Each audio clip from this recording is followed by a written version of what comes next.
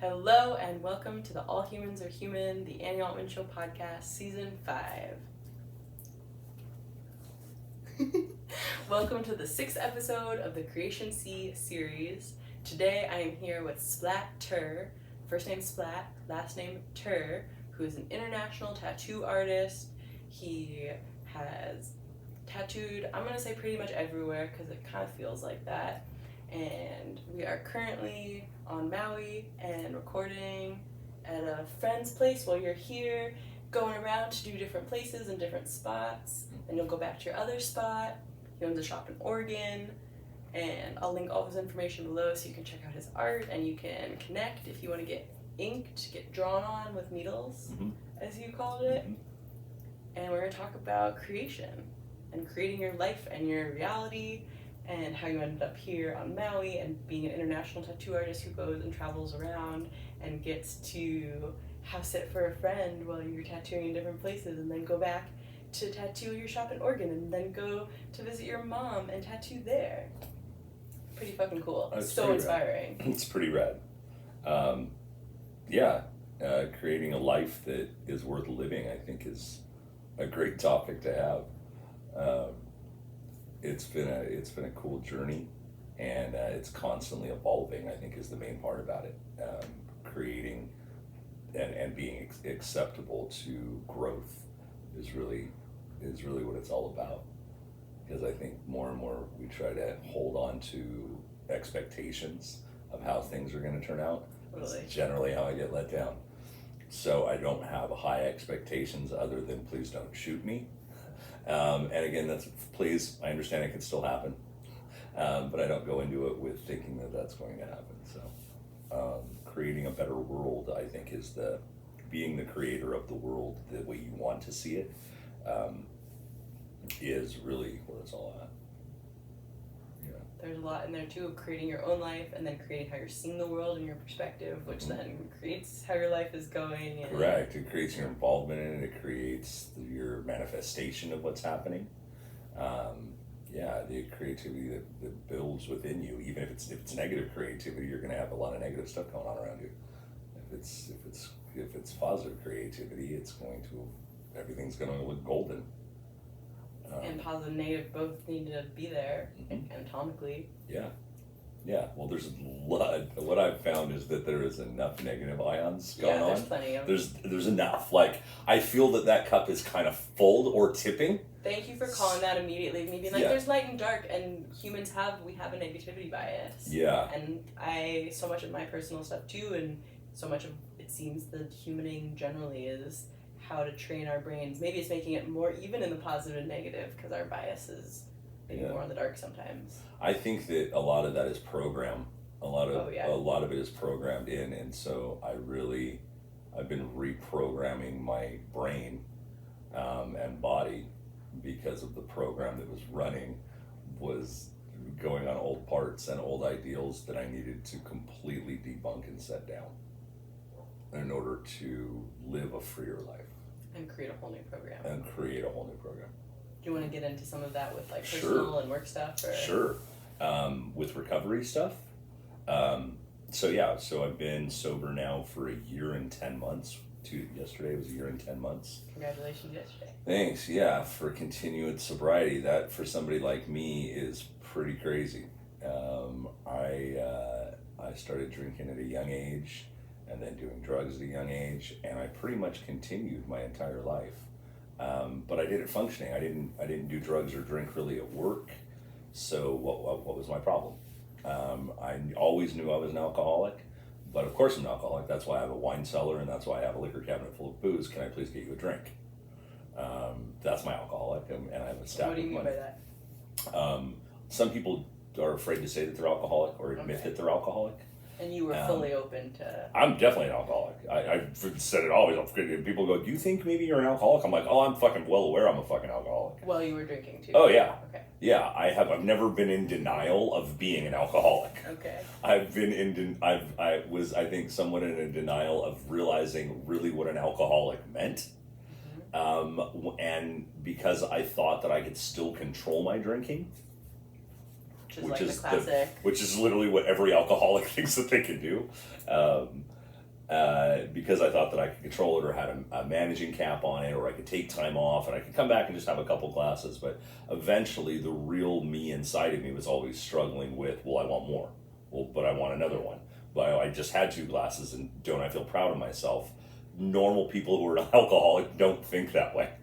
When I'm counting either the time between my drinks or how many drinks that I've had, I'm a fucking alcoholic. For me. And that's just my personal stuff in it. So running on those programs and constantly trying to set things down without actual help or guidance was literally a self-will run riot.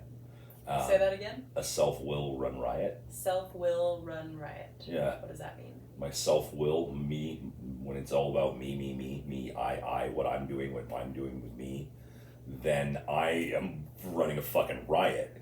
It is a self-will run riot. I'm laughing at just this memory that just came back in of someone on a porch reading me something from the AA book about this exact about self-will run riot. Yeah, I mean it's an AA. I've heard self-will run riot. Not that word, it's just the general like selfishness root of that we all have. We all do as humans. We do, and I think, I mean the program that I work with, like AA, is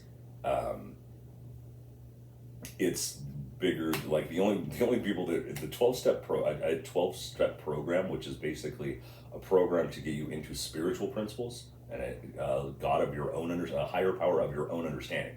Any one of them, you can pick fucking anything. It's not has to be this way, has to be that way. Nope, choose your own. You don't like them, borrow one of ours. We'll lend you it and use it until you want. Use that shoe if that's it. Great. If that motivates you and it's bigger than you, do it.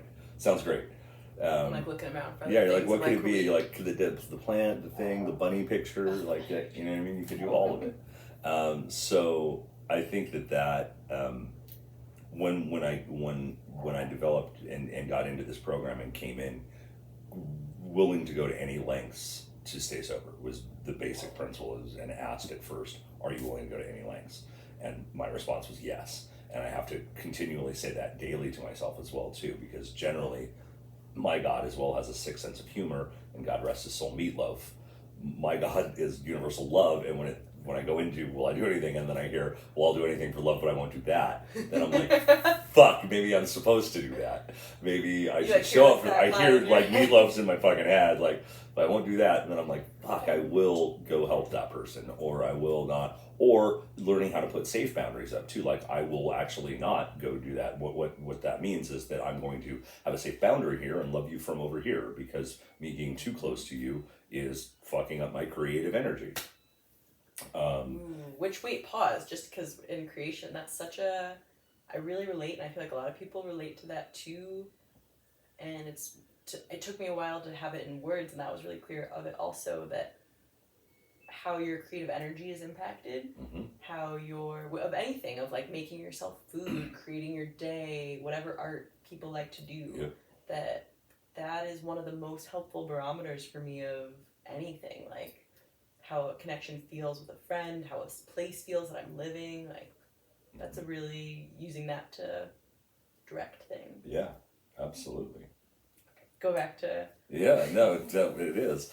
I mean, the creative, I think we all create our own energy. We're all able to, like you even said when we were talking before, go back from being a positive or negative energy. We can create that within ourselves at any point in time. Our words can create a negative emotion and reaction to somebody else that we know or register or don't know. And then when said, the other person can all of a sudden have a trauma response from it that they were even unaware of. And if people that are more in depth to aware of that use those tools to harm the other person, they are using their creative energy to actually affect you, to feel down about yourself so they can feel better about themselves.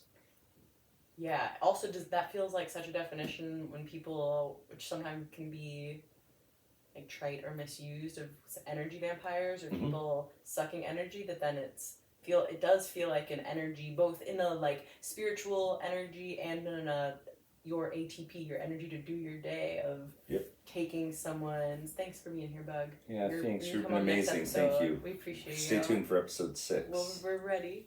We're at Cocoons. Yeah. That it is those situations where it feels like someone's like using their creative energy almost to take yours or to Correct. like deplete yours. Yeah, and again, that is possible if you are not creating your own safe space. And your own boundaries with. Boundaries is safe space. This is my space. This is your space. This is very good here. Da, da, da. If I'm going to allow you into my space, there are certain things that we need to pertain to. And if not, I completely understand. But maybe then now is not a good time. And that's creating a good flow of your own energy, so you don't allow those spells or things to come in, and you're not taking things so personally. You go, oh well, it sounds like you got a lot going on. It's really, I get bubble. it. You got a little bubble over here. It's a really cool bubble. I love it. I feel great in here. I feel really lovely in here. I love making art in my bubble. It's good. It's creating in here. It's creating good safety. I think like it's like when we were talking earlier, we went into the thing of like a lot of people don't even know what it is that they want. So creating and keeping a safe space in your bubble is the most beneficial to be able to maneuver through the world.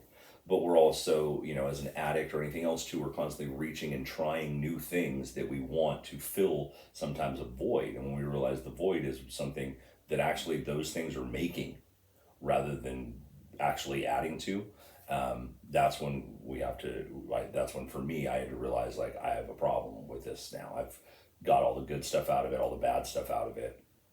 It's no longer serving me. It's just creating more wreckage and pain. And I'm done. I kind of tap out. I'm a pain slut. So I love that. I want to put that on a shirt. Yeah, and nobody. The main thing that I've recognized within my addictions and all the other things too is that nobody hurts me more than me. Absolutely nobody. If you do something to me and it hurts, I will go punish myself worse to not let you have hurt me more than I can hurt me. And I will do that because of who I am, because I'm crazy, and I will self-inflict it. I will do those kinds of things internally with a smile on my face to you not knowing it, because the self-bad talk that can be created from those things. So I needed guidance in those things. I have a spiritual guided person that I work with. It's very much my spiritual guru that helps me focus on creating my environment better, so my world is clearer and cleaner, and I don't take things in as drastically from other people, and I can move freer in my creative energy. And that's creating the world you live in, and that's meditation and prayers and all things that I thought. I mean, I've always meditated for a while and did meditation stuff, but like praying, I'm like, what the fuck? Why would you even do that? You know what I mean? And like I didn't like, I'd say things here or there, but it was very anti-God, church things, whatever else too. Now they're just places for me as well too that I'm not afraid to walk into or not afraid to talk about, and more than likely I can relate to it rather than debate it. I can relate myself into it or debate myself out of it. In my personal higher power standing, it's everything. It's not, there's not one of it that's right or wrong. It's all everything. That's creation. I can pick and choose which parts of it are going to serve me or hurt me, but all of it is creation. Yeah. I have that same thought too when people almost like get competitive about, no, this is the right way to be spiritual, or no, it's this God, or worship this thing, or do this, where it's all the same. Is it not all the same? Well, and it's not all connected on some level, and we're all, well, there's a few paradoxes. Like, we're all in our own little bubbles, and also the bubbles have to interact to make different art. Like, you have to interact bubbles to tattoo on someone, or for whatever the things are that you need the. Well, okay, now my head's just going to, because we're also, the stuff you're saying with programming, I feel like, in my experience, and a lot of people I've talked with, the programming is that it's selfish in a bad way to have that bubble, or to let yourself have your own space. And I think there's a difference between selfish and being self-sufficient. There's definitely a selfishness that can happen if you are trying to take something from somebody else. If you are trying to keep your bubble up because it is safer for you to be in, and it's not hurting anybody else, intentionally pushing it out towards anybody else. That's what we're not trained to do well. Is actually take care of It's ourselves. actually take care of ourselves. And ask people for help to take care of ourselves. Correct. And then Like, obviously. how can you support? My bubble needs a patch. Or right. Like, Totally. Yeah. Can you please help me with the bubble maker? Because I wanted to Yeah. blow more of these out. yeah, you like know a friend who has a bubble maker. Yeah. So I think that's it's important. Self-care is really important, and self-care is not selfish. Self-care and self-healing is needed, or we die. I mean, So we're dying anyway, but might as well, while I'm here, I've done so much other crazy bad stuff. And again, I've learned how to only do certain things correct by doing them wrong a lot of times. That's generally how I learned. Also, if you tell me not to do something, more than likely that's going to be the first thing I'm going to try and show you how it actually works and prove your theories wrong. If you tell me to do something, it'll be the last thing on my list I'm going to do. If you tell me I have to do that thing, it'll be the last thing on my list that I have to do now. Because you need me to do, because you are demanding I do it. So I'm going to show you how important your shit is to me by not doing it. Where if you ask me nicely, I'd say, of course, sure, no problem. Okay, well now do I tell you not to, or do I ask you nicely to talk about what the very beginning of recovery was like? And that first. You can do whichever you want if you just want me to talk about it. So the first part of recovery, so I was up to, at the height of the end of my career, I was up to a fifth to a half gallon of whiskey a day and doing 1 gram to 7 grams of cocaine per day for 4 or 5 years straight. Smoking crack, snorting cocaine, and then that was my base level. And then I would put other things on top of it. Then I would put opiates on top of it. I would put psychedelics on top. I'd do other things throughout my day, and I could mix whatever drinks. Let's have a Bloody Mary mixed with a tequila shot, and then let's go drink whiskey all day, and then let's finish it off with beer. And then, hey, I heard about this great wine bar we should go check out. Why not? Sure, that sounds great. First thing in the morning. At the end of my career, it was first thing in the morning. It was a nonstop cycle. I had a sippy cup that I would call it, which was like a coffee cup with a little push button thing that I would keep whiskey and water in all day long. I'd have it on my bed. I'd go to sleep next to it. It could fall over my bed because the button didn't work cool, and you'd wake up and just boot and start drinking again. I had to get myself sick of it myself. So I drank until I threw up and puked vile, and then I drank more. I snorted cocaine until my nose bled, and then I snorted more. I smoked crack until I coughed up blood, and then I smoked more. And I did that repeatedly for a couple of years. I woke up in the morning, if I even slept, would get into the shower, throw up bile, feel like hell, get out, immediately snort cocaine and drink whiskey. I was seeing how far I could push myself before I died. And I couldn't kill me. I'm really strong and well built. I couldn't destroy me. So of course I went into thinking I am God. Like Lawnmower Man, I am God here. And why not? Because people would be like, how are you even functioning? I'm like, right? Because I can't die. Because I can keep doing this and not die. We were taking fucking cocaine and putting it in a nitrous canister and snorting cocaine and taking nitrous at the same time and shooting shit up inside my brain.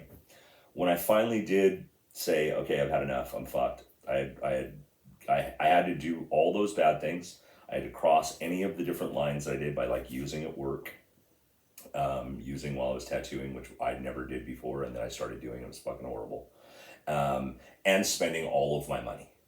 Any single amount of money that I had to spend, because my problem that I kept going with myself is I always had stacks of money. So what's the problem? I bought a bunch of drugs, and I shared all my drugs and alcohol with everybody else too, because I wanted to hang out with people. And they wanted to hang out with me, or they just wanted to hang out with drugs. And so I would spend a lot of money, and then there would always be more left.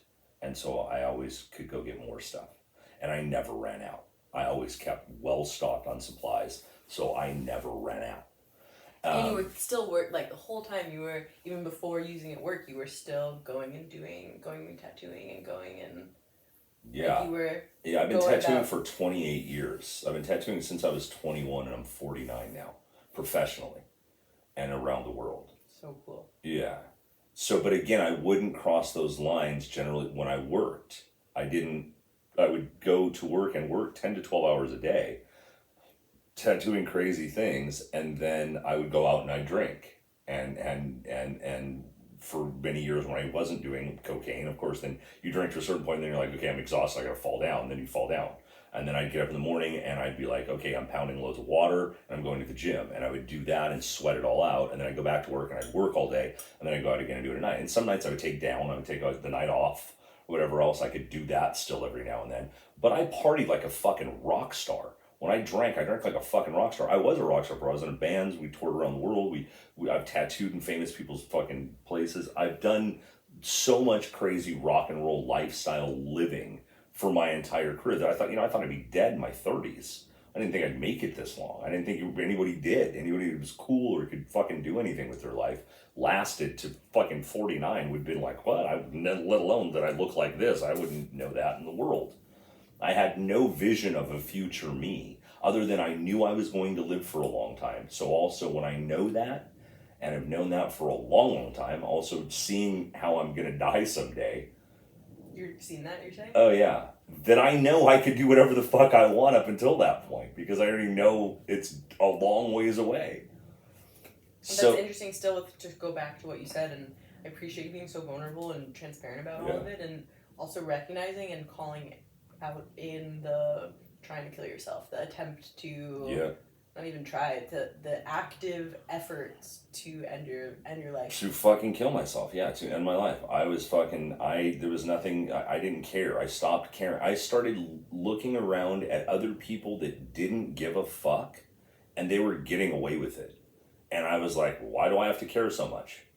I literally remember having that conversation with myself.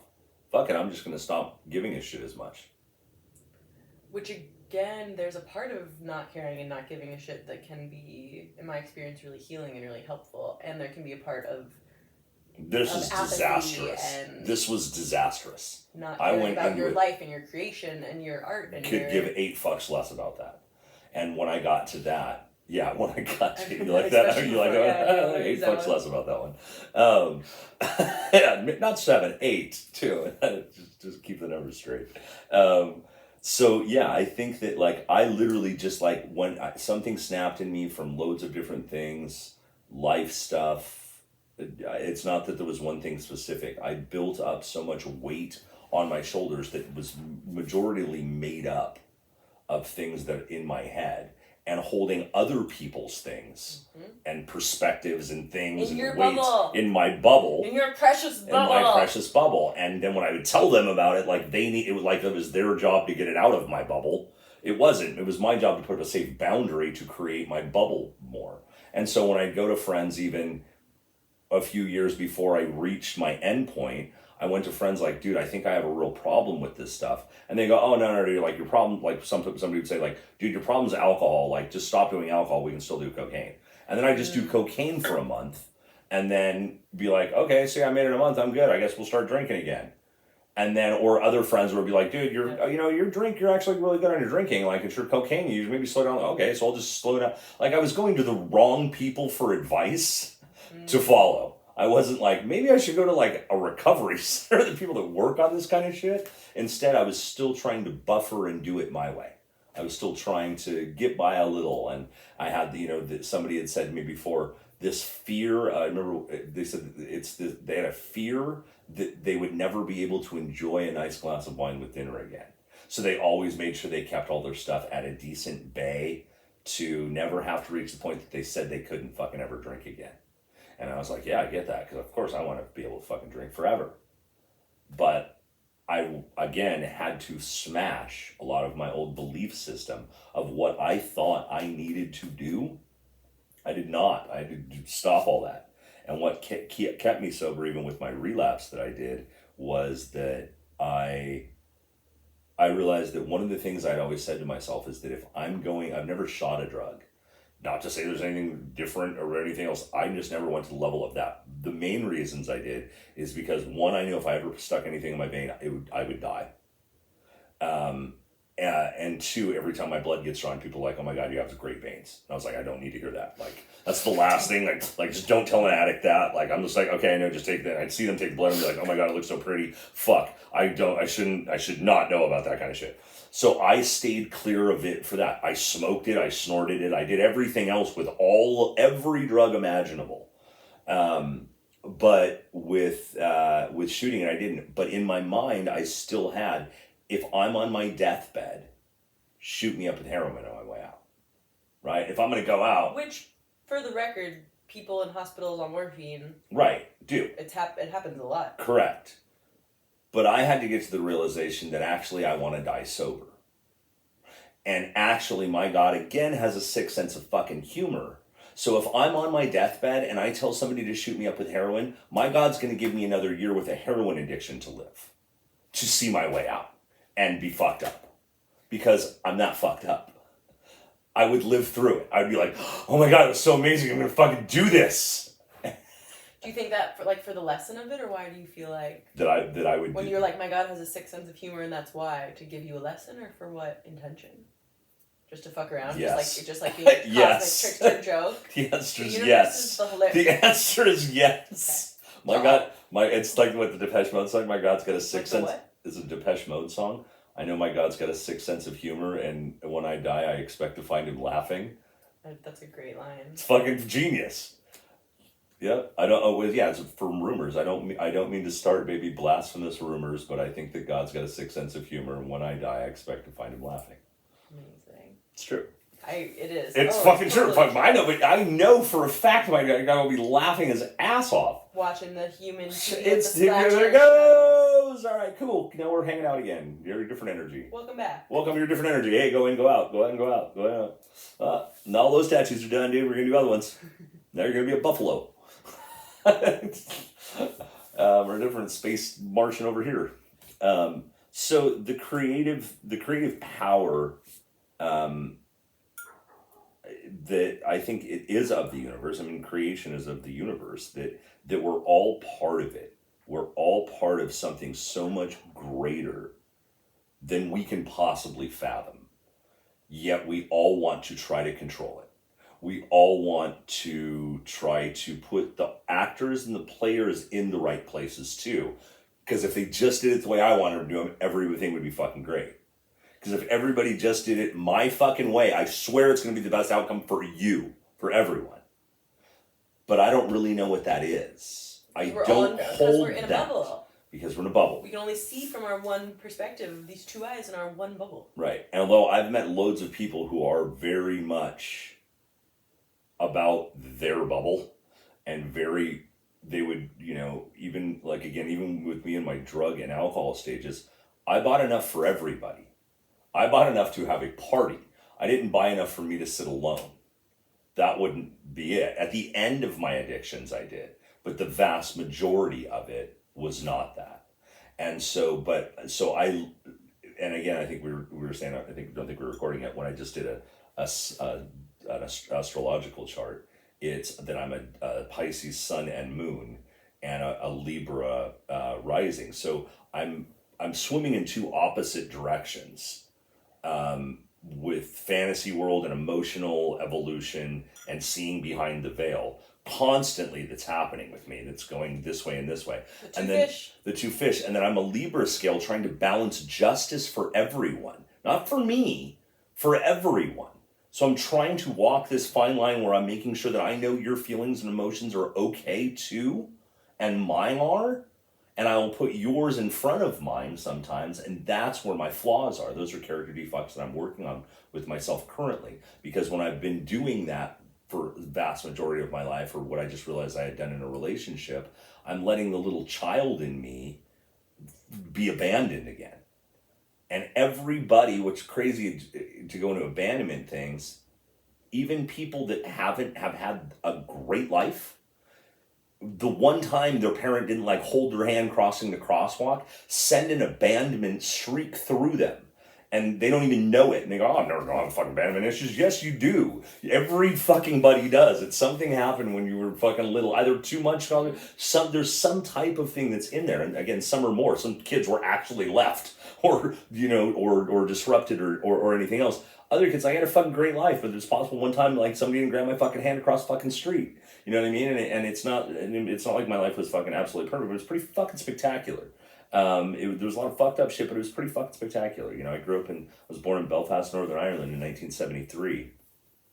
And Belfast Island in 1973 was a crazy fucking place to be. 1973, Belfast, Northern Ireland, there was fucking car bombs and fucking wars going on down the street of my house, of the house that I lived in a crazy area. My parents were walking me home one day and there were people shooting across the street. And my dad said, fuck it, we're not doing this shit. We're walking home. And just kept walking with the pram. And the soldiers stopped shooting. My mom used to take food out to both soldiers on both sides. Whoa. Would stop shooting, and they got to my door and turned around, and then they started shooting at each other again. And like, that's what I was going to be, that was my life. And so we immigrated to the US when I was 2.5, almost 3, to Southern California. Because my mom's mom had remarried a man in Southern California, and he signed for our family to be able to come over. So then we went back to Northern Ireland for every year to every other year for a month to 3 months out of the year. So I got both cultures growing up. By the time I was 18, I was 7 times across the Atlantic. But then growing up in Southern California. So I was from car bombs and butchers to Disneyland and Hollywood. I was from milkmen and like the candy shop to like, here's Disneyland and Knott's Berry Farm and SeaWorld.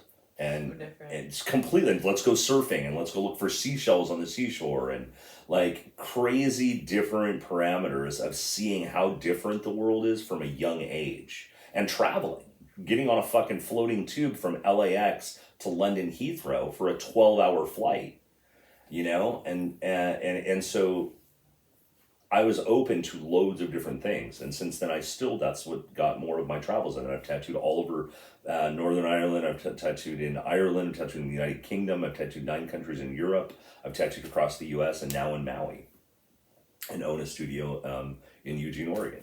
And so, or it's actually in Springfield, Oregon. I live in Eugene, Oregon. And so my life has been a creative fucking amazement of cool stuff. I've helped build a bunch of art projects. I used to run an art studio where I dealt with 175 different art galleries, doing mixed media, industrial sculptures, and hand carvings. So constantly creating other works of art with my hands, and selling them to galleries. It was me and another guy, two of us. And so I did that for a while too. I helped build a 28-foot bronze and copper structure in the San Diego airport of 3 turning kelp beds with schools of fish and sea lions swimming through them. Whoa. And I got to help build and install that. So cool. Super rad. Like, I've done some rad creative everything. Like, creative life has been my life. I'm always around different artists in all different fashions. And I think in that being said too, I really feel like everybody themselves is an artist. No matter what it is. If you're good at numbers, you're an accountant. Like, that's what it is. Like, you're good at paint.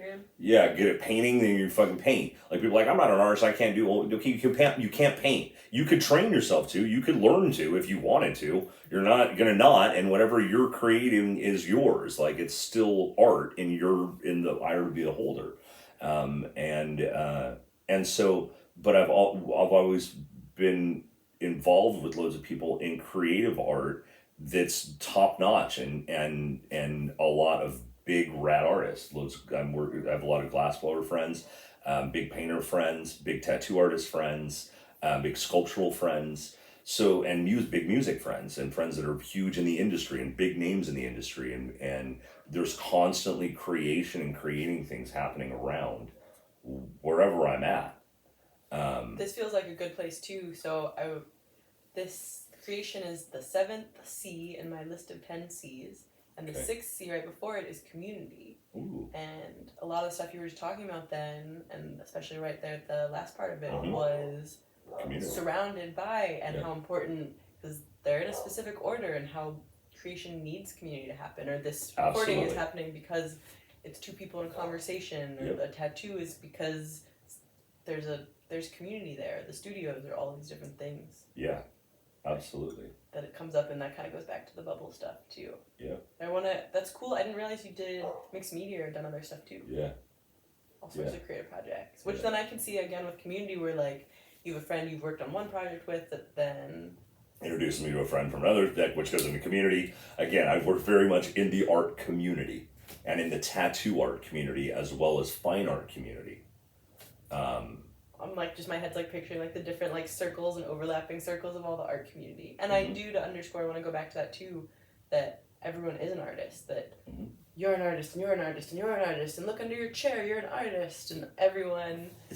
You're an artist too! Look under your chair! Look under the chair, Oprah, you got it. It's... Talk about an artist, how much art was... there's... Yeah. The structures people make are art, or making yourself dinner is an art. How you brush your teeth can be an art. Yep. It's interesting how people will respond to that conversation, or like if you say everyone's an artist, that it seems like a lot of times people have kind of an extreme reaction to it. I don't know how it is with you, of like people tend to either be like, hell yeah, or like, what are you talking about, or like, oh, I'm not that creative, or or like... Well, and I mean, to be all honest, not everybody is really that creative. I'm saying that there's not that many people that are that creative. I'm just like general creation. Yeah, of like if you hand them a box and some, sticks and crayons and paint, they're gonna go, yeah, I'm gonna set this down and watch TV. Well, okay, I disagree on a level, because to me, there's so many different kinds of art that there are, and like engineering, civil engineering, making bridges can be an art. That like maybe someone, if you gave them a canvas and paint, or a potter's wheel or something, they'd be like, fuck this isn't interesting. But if you gave them, here's toothpicks, can you make a bridge across this that we can scale up, or something else? Very true. Then I they agree. would do that. Yeah, I agree. Because I definitely, like, my brain can go in a very black and white, or just like wanting to make a science study out of things. Also, my brain can go on the other extreme of seeing the, like, from the very beginning of this, of the connection of all of it, or how the overlaps of, I'm not sure the words exactly, that if you're creating your life, if you are alive as a human, you are creating, and you are creative because you're, even if what someone is creating is, I'm going to sit and watch TV, which is sometimes necessary to then, to be able to go install something in an airport. Like, you can't no human could 24/7 be putting up art installations. Well, I'm preaching this to myself too, because I'm I must but do I have things. To. And I'm not going to say no human, because then again, that's a challenge. That's a challenge. I mean, and like, then you have to sleep. You would need someone who would need sleep and eating. But I'm creating when I'm sleeping. If you do dream patterns, you are. No, and I really am. And it's very true. I'm a Pisces. Totally. Talk about dreams, bitch. Totally. So no, and it is, but a lot of people do freak out about that too. And part of that thing again is the program, is programming of creative positive energy, creating self-worth again too, instead of those negative talks of when somebody hears, everybody's an artist. No, I'm not. That's yourself putting yourself down and out of the category immediately. I've tried that before. It's not what you were in school and an art teacher was like, you fucking suck, and you're like, I'm never doing this again. You know what I mean? Like, that's probably what we were talking about. And then you're just taking yourself out of and then you just took yourself completely out of the equation. Yet again, you might be great with numbers, you're great with doing other things, and you might be great at decorating, you might be great at cooking food, whatever it is. There's some kind of thing that's there that you have that maybe you haven't even in tuned in with, or maybe you've been afraid to in tune with because somebody once told you, and the thoughts and patterns that you go inside your head are telling you, you are not good enough. What you do is going to suck. Stop doing it. And I get up every day knowing I'm going to do cool shit. No matter what it is, it's going to be exactly where I need to be. And the more I can take myself out of it and not be driven by fear, but face my fears. Remember, fear, fuck everything and run, or face everything and recover. when I can face my fears with love and kindness and tolerance of it, everything in this life takes practice. To get better at something, it's practice. You don't get perfect, you just get better. You Practice just get better. practice. Practice makes practice. You know, it makes better practice. And so I practice being a better human being daily. And that is contingent on 24 hours at a time for me. And as long as I can show up, which I always can, and every time that I think that I can't, that's exactly when I'm supposed to. And that's generally when I have to make sure that I'm getting myself up out of bed and going out, not just, I need to sleep this whole fucking thing off.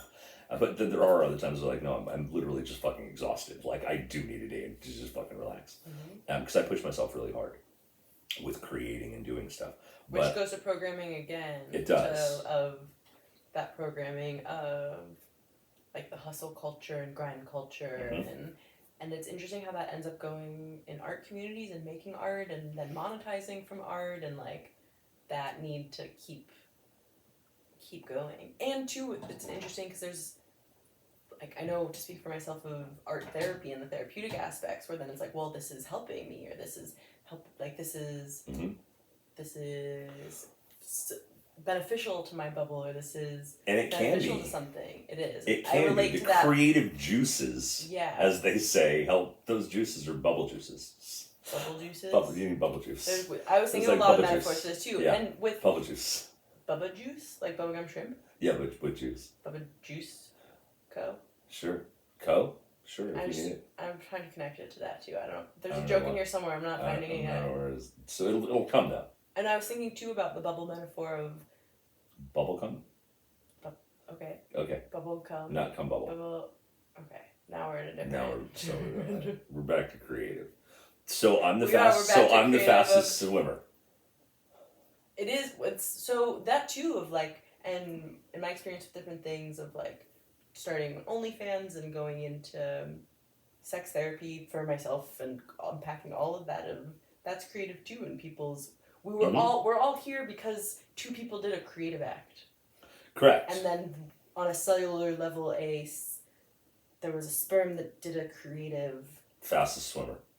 And created the route and yeah. That it's all there. I wanted to go back to the point about when you were bringing up self-worth, which is really important to bring up and feels like so connected to the part about programming and also creativity in general because, again, in my experience, if I'm berating myself and talking down to myself and all of that negative self-talk, then what art am I making with that? Right. Sometimes I'll make art from that feeling or from learning from it. Correct. There's a certain amount of needing to believe in yourself enough to pick up the brush or the whatever the thing is that I feel like when like we're talking about with people being like, no, I'm not an artist, is like, well, are you not, or are you not giving yourself the chance even to try a new recipe or to ask yourself to go back to that point too of like, well, what do you really want? What do you like? You can create in any kind of way and what do you want to do? But the bubble part was, I wanted to bring up of you saying, or it feels connected of other people's stories in our head, and like you're bringing up the example of a hand and anything that can happen that then comes inside the bubble that we then tell ourselves as the story or the truth, that this is how reality is, or feeling powerless about creating it. Mm-hmm. Again, to paradox, and then with all this spirituality and so much of things I've heard from AA of letting go at the same time that of so much we have no control over. Serenity. Acceptance is the answer. Acceptance is the answer. And the major acceptance is I am not in control of any person, place, or thing. Do you feel like you're in control of yourself even, or like so only again there's so much of like you can control in the bubble, like you're like the manager of the bubble more than to an extent, yeah. I like God's driving, and I'm kind of just like taking directions, because when I'm in control, self will run riot. We're all getting fucked up again. So I surrender to one of the things we say is surrendering to the bondage of self. What does that mean for you? So, again, if it's my will or if it's God's will, if it's a power greater than my will, or if I'm trying to run the show because of some kind of selfish thing that I need out of this, it's that simple. And when I don't run the show on all that self-righteous will and self-determination that I need this and I need And I the know morally I need to stand on this platform and tell all you how to do it. Here's your soapbox. And here's the soapbox. Let me get really high up here. Maybe I need 2 of them because it's going to be a big one. And them being right about, like, I know what is my correct path. Correct. Yeah. And the main part of that is, don't you know who I think I am? Ooh. Don't you know who I think I am? Never heard that before. I know. Whoa. You're welcome. Thank you. Yeah. Yes. Thank you. Don't you know who I think I am? Whoa. That's huge. That is breaking down your fucking ego. That is taking that ego and smashing it. Because it's, don't you know who I think I am? Do you really? Are you realizing what an asshole you are when you're saying those things? Because that's really who you are, but you think that you're some justified clown. So, congratulations and welcome to the show. Come be a human. Come be a human. It'll be fucking phenomenal. But, in part of you being human is fucking up, practicing spiritual running. I'm trying to create and practice my life running on spiritual grounds. And that's not to say I'm a saint in any way, shape, or form. I'm just willing to grow along spiritual lines. I've had to get to that point, or chosen to get to that point, because of it's just something I find within me that is more beneficial for me, so I can be beneficial to others. So that's the selfish part. There's the selfish part of it. But technically that's the self-care part of it. That's not so fucking bad, because I'm not just a puppet for others, and I'm not just here to exist. There's a larger purpose behind everything that I'm just a part of. I'm just a part of creation again. I'm just a little piece of the fucking puzzle. I'm a little speck of sand on a beach. That's it. And serving your just purpose a little piece of being that sand on the beach. That's it. And my part of the sand on the beach likes to paint pictures on people with needles. And you know what? People like me to do it to them. So I get a great inner communication. I change people's lives for a living. It's literally what I do. Change people's lives for a living. And permanently modify their body. But I've always said as well too that I change people's lives for a minute, and I really feel that, because I also change people that I just interact with and meet. And everybody does. When I say I do it, I'm not saying that nobody else does this. I'm saying I as the I of all of it. I change people. We all do. We all interact and come in communication with other people throughout our lives, that we change them. We change them if they're going to have a good day or a bad day, even if we're not thinking that we will. If you're not thinking you will, you're definitely doing it. If you are thinking you will, if you're not thinking that you're going to impact people, you definitely are impacting people. If you're aware that you're impacting people, please, for the love of God, do it in a positive way. Please start getting a little kinder with the things. Please start setting your things down a little bit more, and stop taking things so personally, and make the world the better place that you want to see it in. Treat everybody else the way that you think the world should be treated, instead of waiting for the world to treat you like that. Make the change. Be creative about it. It's fun. I think that's a big part of life. Be the change you wish to see in the world. Mm-hmm. Another C word. Change. It is, and communication. And communication. We're hitting so many of them. CC. All the C's. CC. Can we stop for a cigarette break? We can, yeah. We can move. Is there a light out here? I don't know how bright it is. We could. I don't normally stop recording. We can just end. We don't have to stop recording. We can go out there and try it too. I don't care. Bring the iPad. Bring the iPad. Let's do it. Let's venture. So many podcast firsts. Oh, I just like the tobacco plant. It's my friend right now. Understandably. My last addiction, that's my friend.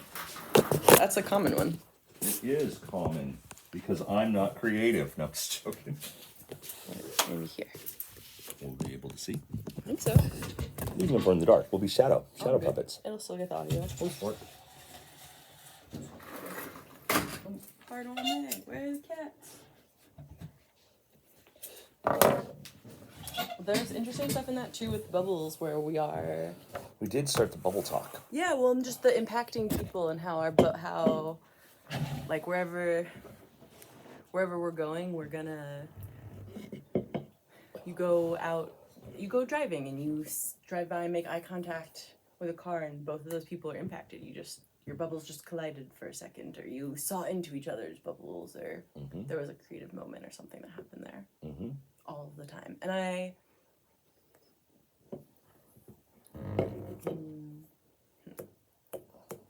I'm not sure where to go with it exactly. It's just so many paradoxes where we are impacting everyone all the time. And one of the things that kept coming up as you were talking about that was that part of your ability to change someone's life is your allowing them to change yours too. Yep. Like it has to coexist. It does. Another C word. No, that's not one of them. It's not on That's not a C not word. on the list. See, it's not on the list. Coexist. It's not a C word. Well, to me, they're What are you, crazy? That's a good one. There's a lot of good C words. Consciousness is the first C, which to me is a coexistence of all consciousness existing at the same time. Yep. There's Californication.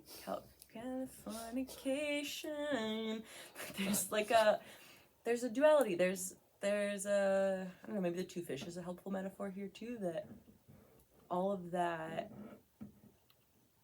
the creativity has to go in a cycle of creation and consumption, and you're both creating and you're both, I'm not even sure what my exact sentence or question in this is about.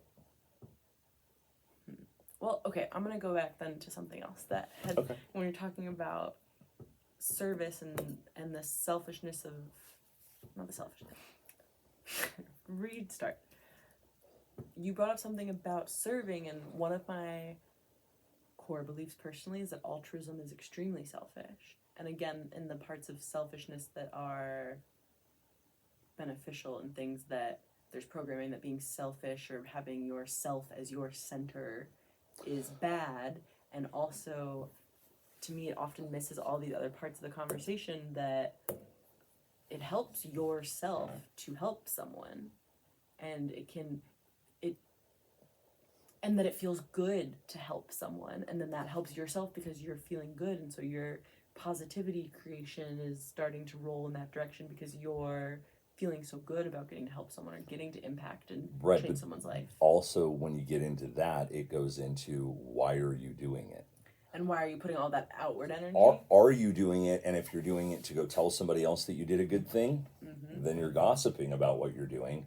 And wanting the acknowledgement from it. Totally. Or if you practice random acts of kindness and just do cool shit and don't tell anybody, the world becomes better. Guerrilla kindness. Secretly pay a bill. Because you're not actually doing it for the benefit of anything other than the selfless act of making somebody else's day better. Totally. Which this connects again so well to creativity. I'm glad to get back to this point of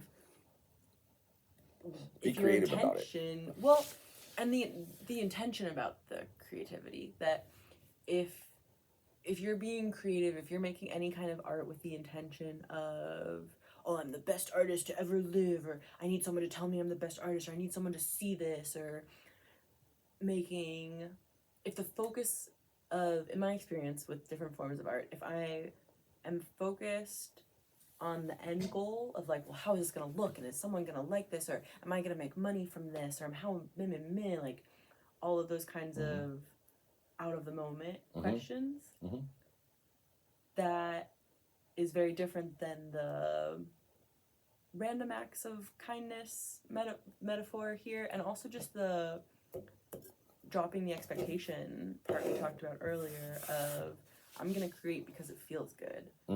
And I do, like, in guerrilla kindness and going and, like, doing a act of kindness without acknowledgement, there is still, for me, there's still a part of that feels good. Like I still get to have Yeah.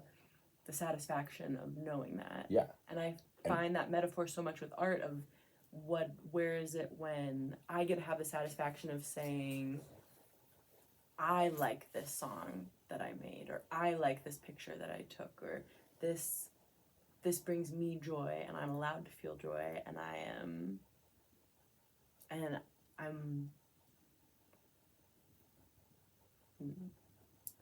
having that own moment again, to go back to the self-worth part you brought up of getting to validate that for myself and have that.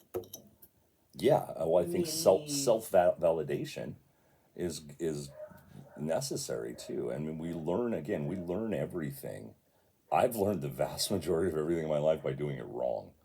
I've learned how to do right things by doing them completely wrong at first, and being self-propelled to do them that way, being very self-driven to do it, or just being in the creative process of trying to understand it or understand it differently than it was explained to me because I saw something different in it. I remember when I was younger, my mom was scolding me for something and saying, scolded you. I did something wrong and she was going to punish me, give me some kind of punishment. And I was sitting at the coffee table in my kitchen at the house I grew up in. And in the middle of her saying these things to me, I was like, Mom, wait. I know that I'm in trouble and I'm not trying to get out of it. But in the wallpaper behind you, there's a bunny rabbit that I just saw in this like wood grained thing. I saw a bunny because I'm Pisces and I'm constantly just seeing things and things. And I was like, I'm not doing it to stop my punishment, but I just have to show you. I just noticed there's a bunny rabbit there. And it's not like you could see it, but like, you know what I'm saying? And like how the wood grain was? Yeah, and however like the wood grain was, like I found clouds. hey, look, if you do the thing, and my mom would just be like, oh my God, I fucking love you so much. And I'm like, cool, again, I'm not trying to get out of the punishment. I'm trying to do that. So I don't know why that just popped into me. The creative energy when you were saying it, so oftentimes when I'm even creating a tattoo, I won't even do a completed, finished version of it because I've been tattooing so long as well too. People know what I do and know what I can do. I a lot of times have absolutely no idea what it's going to turn out like. I know it's going to be badass. I'll draw the line of it and then I will put it on them and color it and do a bunch of other crazy shit. And they'll always look at me and go, "Wow, is it what you thought?" And I was like, "I had no fucking idea how this was going to turn out. I just knew it was going to be rad." And they're like, "Oh my, it's amazing." I'm like, "Cool, we win." Because I'm just in the creative juices of it. I know my art theory. I know how things work. I know how the body flows. I know how to do my job, my creation, my occupation. To get out of your way, to be in the flow of to it. get out of my way, to just go, yeah, we're gonna go blah, blah, blah, blah. And then it goes ta-da, and we're like, holy fuck, and I'm like, yeah, wow, and then I go, fuck, I created that. That's fucking cool. You both get a fun surprise. We both get cool shit out of that. That was fucking rad. Sweet. That's cool too. That like, since you have practice makes practice with tattooing for so many years, that I can only imagine. You know that's not how you were doing it your whole tattoo career. Absolutely not. And sometimes I don't. Sometimes I'm going directly off the thing, or it's a carefully planned out thing because it's all like geometric pattern and shape and things. And I have to have precision in stuff. But then there's part of it where I'll do, say, like a big color design where I'll just draw the piece up and flowers and fucking bird and all the different things that I'm doing. I create the imagery of just the outline and then put that on there and then just start coloring like I'm in a fucking coloring book or whatever, you know. And then I'm just painting on somebody, and at the end of it they're like, fuck, that was rad. Was it what you thought? And I'm like, I had no fucking idea when I drew the lines that was going to be red, purple, green. I had no fucking idea in my mind what we were doing until I stuck that on you, and then I even maybe asked you, do you have any favorite colors or any cool shit you want to do? No. And then wherever my mind is at in that moment, because if I do it the next day, it's going to be totally fucking different. Yep. It will be completely different tomorrow. So my creative energy and juices get to flow more when I'm doing it in that mannerism. And throughout my career, because of how long I've been doing it, I stopped doing drawings of the vast majority of anything I do until the night before or the day of the tattoo. One, because I'm booked out so far out. Two, I don't have time to draw what I'm going to do for you next month now for you to critique it 50 times and make me change it. Talk to your friends about it. Your friends are going to want changes on it. Then you bring it back to me. I make those changes and you go, actually, I don't really like it. Let's go back to the original or do something completely fucking different. I did that ball game for a while. It's not where I'm at. That's not how I work. You're looking for that artist. It's great. Not me. Not me. So people know you come to me, you know that I'm going to do something fucking cool for you. I'm going to pick your brain apart because I'm going to give you also, I work in versatile styles, completely versatile styles. I can do, you say, you come to me and say, I want a rose. How do you want me to do it? I can do it 500 different fucking ways. Literally. So how do you want me to do it? And if you come into me today and me and all the other artists in the studio went back and drew you a fucking rose, we come up and show you, it would all be different roses. And then if you come back tomorrow and we went back, they would be different again because of wherever our brains are at that moment. And that's part of the creative juices that happen. And with me, again, because I work in so many realms and forms, I'll pick the person's brain and give them the versatility of options of where are we going with this. And part of that helps too, as well too, when I say, can you at least show me something of a style that you like? Show me the style of something that you like and then tell me a subject matter. And then I will make something fucking spectacular for you. That's how my creative juices work well because I'm a tattooing for humans. It is your tattoo. It is not mine. I don't give a fuck if you like my tattoos or not. I did not get them for you. They're not yours. They are mine. And I could care less if you like them.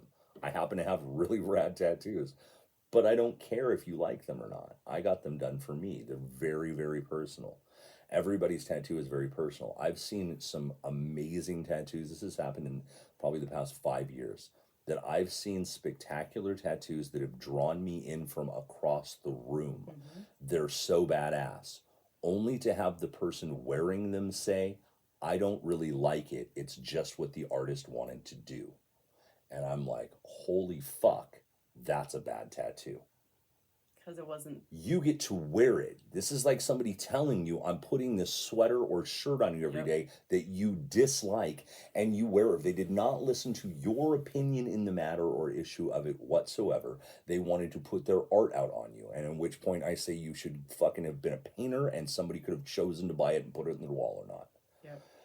But a lot of people don't understand some of those boundaries. A lot of people don't want. A lot of people also are like, no, fuck it, do whatever you want to do. I'm like, really? You want happy dicks and fucking flying vaginas on you all day? Okay, here we go. Like, is that really what you want me to do? Whatever. And what if I just want to go and then give me $5,000? Is that what you want? No, not necessarily. So let's open that up to another creative chance that you can actually be part of this process of what we're doing to change your body forever. And co-create it. And co-create it. Because it is still your art. You're still the one I still putting did the it. ink on there. I get to do it. That's it. That's the creative part. Cool. I get to do it. You get to direct me in a way to show me how you like some things done. And I'm going to give you more choices than probably a lot of artists do and say, we could do it this way, we could do it that way. What do you think? Super cool. I have this feeling with tattoos that they're always there on you, and part of getting the tattoo is uncovering that part that was there. It's like uncovering the ink or like this thing that is there on your body. Have you felt that ever? Do you feel like I know I've heard other people Like the like tattoo's always been there. I just now see it. Yeah, like it's always been there. I just had somebody else bring it or me bring it to the forefront. Yep, absolutely. And that works well with a lot of that is because of design and placement and flow to the body. You can take a great tattoo and put it in a bad place and it never feels like it's part of you. It could look it could look like a really cool thing, but it doesn't feel like part of you. It doesn't move with you. It is now a stamp on you. Some people like that. You know what I mean? Some people want that style of it.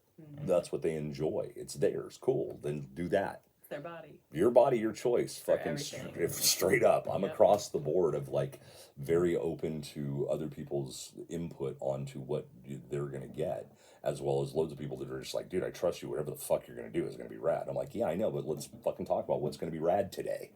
Let's figure out what that is right now. What are we creating together? Because part of that is pulling my brain from the billion places it's flying in to focus. Does tattooing feel grounding for you? Very much so. I could see, like, because it's such a tangible art in so many ways, and it's so, like, tattooing and piercing are so, it's, tattooing is, like... Well, tattooing and piercing are very different. Yeah, so that, I mean, in terms of art that is, you are wearing all the time. Mm-hmm. And tattooing, even more than piercing, you can take something that closes tattoo, and, I mean, you can... Tattooing is there, like that is then a piece of you. Yeah. Yeah, forever. Forever. What grounds you about it? Probably the permanency of it. That you're aware as you're holding the needle, like this ink is on this person now. I'm changing this person's body forever. Yep. Which I'm guessing for clients that you're respecting that is a big part of why people would feel safe and interested to have... To get tattooed by me. Yeah. Yeah. Because they recognize you recognizing that. Yeah, like I'll point you in the direction of another artist if it's not for me. I won't do it just to do it. I don't need your money. I need you to have a great experience. And that's something that I think the world would be better if everybody focused that way. And so again, what do? I focus that way because I want the world to be a better place like that.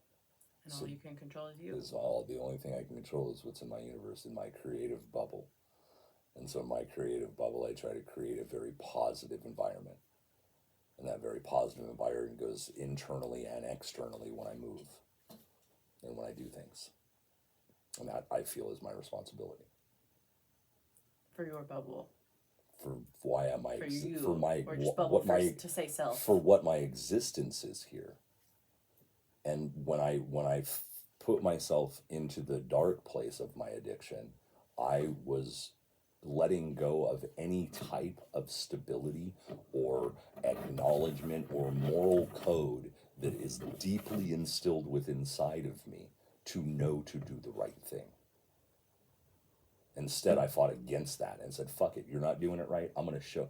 One of my character defects would be that I would try to show somebody how wrong it is what they're doing by doing it back to them. By mirroring it back to them. That's some Pisces Libra shit. So hard. To show them how wrong it will. You steal something from me, it doesn't matter what it's a fucking penny, a toothpick, I take your car. That's so awesome. I take your car and then I go, cool, give me back my toothpick and you can have your car. Well, that's fucked up. I know, right? Don't take my shit. I'm going to be, and what is that actually done to me and my character? I'm a thief. The one thing I'm trying to say, please don't do to me, I'm now putting into the universe and just did. And I went into that cycle of things for a few years of my life and acknowledged it because I was like, fuck it, I got to show some people some shit. Again, what am I doing? Pulling my soapbox, getting on my moral fucking high ground to show you all how to be better human beings by doing it your way. And your way actually was not working from the start. And you knew that. And I knew that, but I stepped on that box to show it. And once I did that, I realized where my biggest problem lies within myself, that I don't have control of other people, places, and things. And if I go into things with higher expectations that anybody is going to do these same things in the mannerisms that I do, I will be let down. And it is not my responsibility for that. It is my responsibility for my bubble. And if somebody sees that and then acknowledges it and reflects it back out, because I do that by watching other people that are doing really cool, rad, creative, good things in the world. And leading by example. And following those and bringing those back into my bubble so I can create more and more and more and more and more and more positive energy then surrounds me. And I am able to acknowledge negative energies better and saying, well, that's cool. I'll just watch you from over here. Here are suggestions if you'd like them. They're pretty great. Pick them up. You can use them. They're tools. They were showed to me very freely. You can use them very freely if you'd like. And saying, I'm going to keep doing what works for me. Mm-hmm. Here's things you could do that might work for you rather than if you're even asking too. Yeah. Sometimes they're cool and you just needed me to hear you. I didn't even actually need to give you a suggestion. A friend the other day had a great thing saying, go around for 24 hours and don't talk unless spoken to. Cool. and don't respond in any way unless somebody asks you a question, and only respond with the answer, not anything else, not why you came to the answer, not how, not any other thing other than what it is. And the only thing that you open your mouth for when not being talked to is if you need help with something, and be very direct with what it is you need help with. And you will understand the clutter that happens in your fucking brain and the bullshit you've been saying out to the world. And you will acknowledge it more. And you will also acknowledge other humans being able to develop as other humans, because you're not in control of them. And the vast majority of all of us learn things by doing it wrong. And it's tragic to watch sometimes, but it's enlightened when they get it. And only they can get it. Because if you tell me how to do it, I'm going to do it different just to prove that I can. Give a man a fish, he'll eat for a day. Teach a man a fish, he'll fucking live forever. He'll eat forever. And it's that simple. And let people create their own lives and their own art and all of their things. Yeah. And know that that you're going to create a lot of, quote, bad art to create, quote, good art. That you have to fail at something to learn. You have to fall to learn how to balance. And then you keep practicing it. And keep creating. That the creation goes and it goes and it goes. Yeah. Swimming around. Swimming around. Just fishing it out. Just fishing it out. Yep. Yeah. If you could say anything to someone listening or to you as a child about creation, anything pop into mind? It's a big question, so take your time on it. Feels like the thing to wrap up on. Of only you can create your own happiness. So be mindful of what you involve yourself in. I love it. Perfect end note. Yeah. Thank you for coming on and You're welcome. Thanks for having me. It's been fun. Creating a podcast together. Yay! I appreciate it. Creating. Creation! Yeah! Sweet. I'll put all Splat's info in the description so you can check out all of the things. And thank you for tuning in. And thanks for being you. Yay.